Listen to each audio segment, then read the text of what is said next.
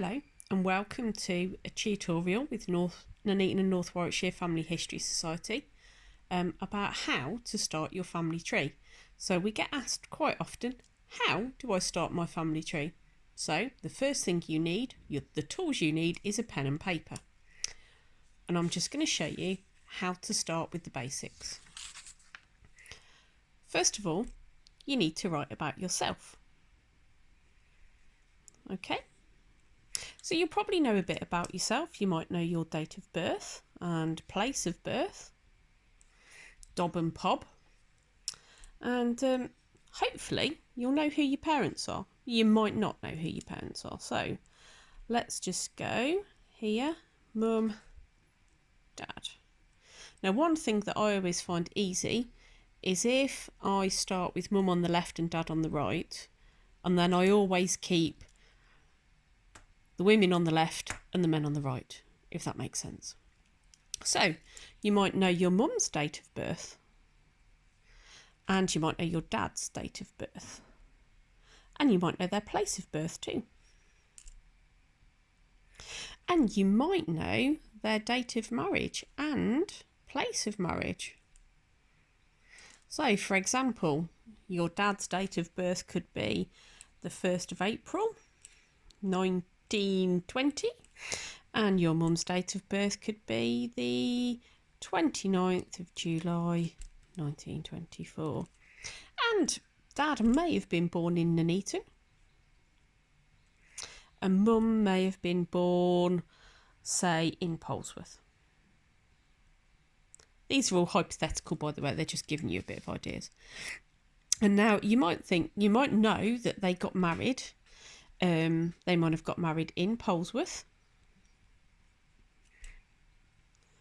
on the, let's give a date, the 29th of September 1943.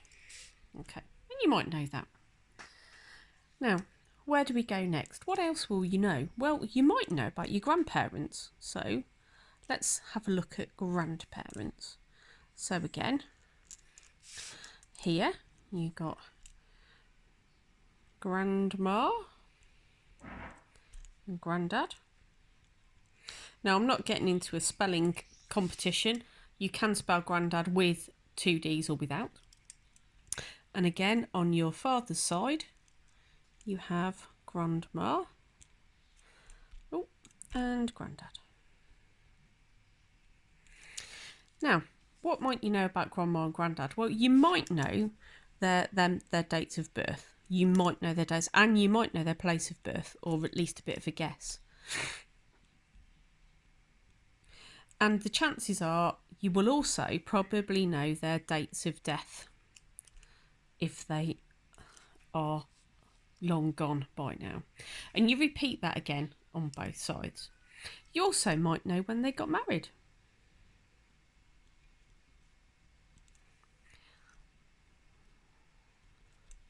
When and where. Okay, so that's basically how you first start off. Now, you might not know some of these bits of information, and to get some of these bits of information, you might need some certificates.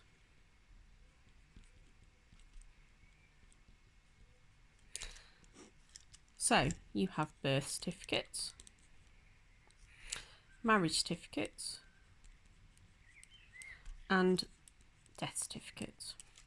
Now each one of these certificates will have different bits of information on. So for example, the birth certificate will have the date, the name of the child, the name of the mother, sometimes including maiden names, name and occupation of the father. There'll be also, there might be an address in there as well, and it'll tell you who registered them. On a marriage, you've got the bride and groom's names, their ages, and I'll mention something about that in a moment, their occupations, where they lived at time of marriage, sorry, excuse the handwriting, their father's names and occupations. And sometimes it might tell you that the father is deceased. So that might be a bit of a clue. Okay, now ages. So sometimes on a marriage certificate, you might see something that says of full age. That means they were old enough to get married. And sometimes it could be that they were already previously widowed, and they didn't like to give their age, but they were obviously old enough. Or you might see minor. Now, if they were a minor, that meant that they were underage, under marriage age. But they were obviously had permission because their parents were there as well. So also look to see who were the witnesses.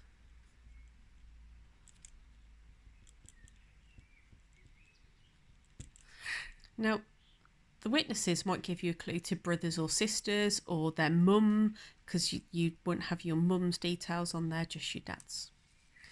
And death certificate, obviously there'll be the date of death,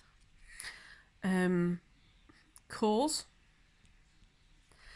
their address, and then the name and address of informant.